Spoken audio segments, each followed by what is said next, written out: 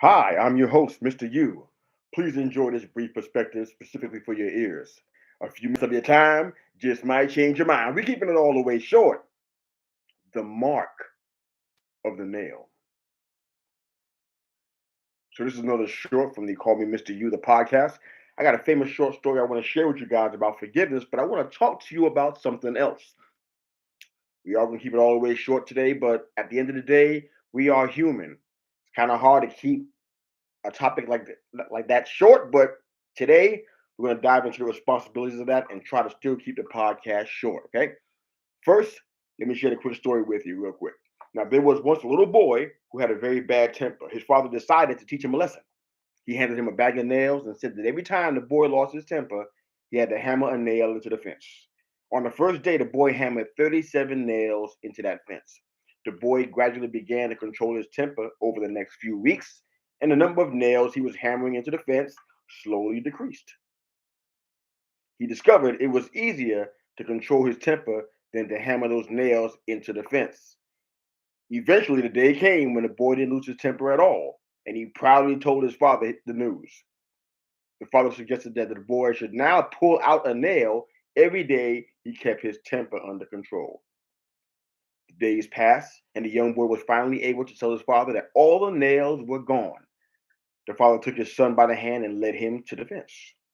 You have done well, my son, but look at the holes in the fence. The fence will never be the same. When you say things in anger, they leave a scar just like this one. You can put a knife in a man and draw it out again.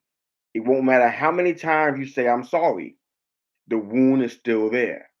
Now, you probably heard this story before. Does this apply to you at all? Is this a problem for you to deal with forgiveness? Perhaps forgiving others when they wrong you isn't a big problem for you specifically.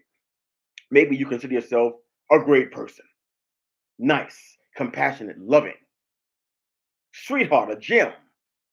Perhaps you see yourself as pretty close to perfect and you don't make any mistakes. Everything you do is specifically calculated and you know what you're doing at all times. Nothing gets past you. Maybe you don't have issues with self control and controlling your temper.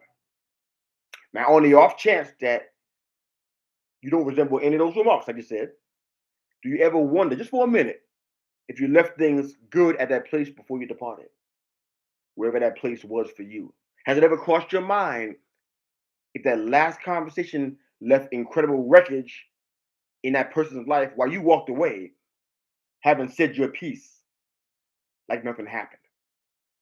In a generation of entitlement, it's not impossible to be a card carrying member. Anybody can get one at this point in time.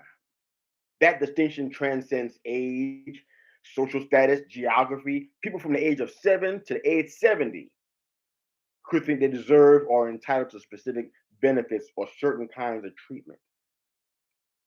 On the road, they'll speed up behind you and cut in front of you because you're not driving fast enough and they have important places to go.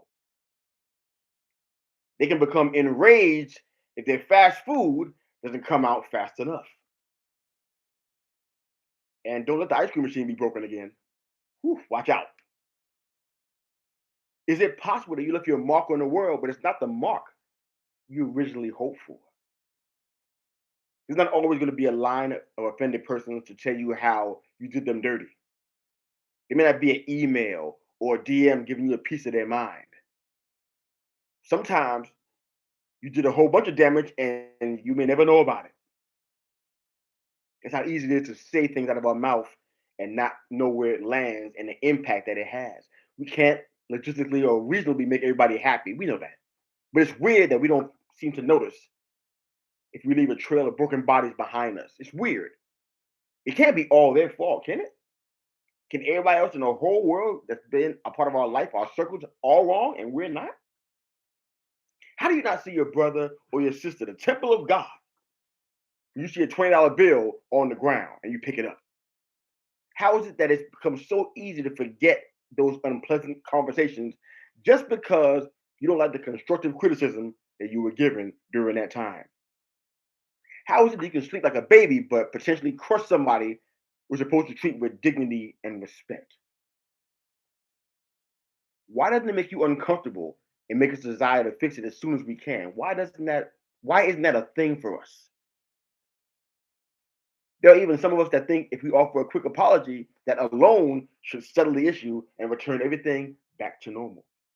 See, we hammer in the nail and pull it out and take no thought for the wounds that we leave behind. We take no consideration for the scars. Their pain doesn't move us. It didn't happen to us, so it doesn't matter to us. But that's simply wrong. It's your hammer, it's your nail, it's your willingness to drive it in. It's your fellow brother or sister that bleeds, that mourns, that cries out in agony, that sees you differently even after the nail has been removed. They may even wonder if the next time you say something that might anger them or offend them, they may receive another nail. See, good intentions are irrelevant.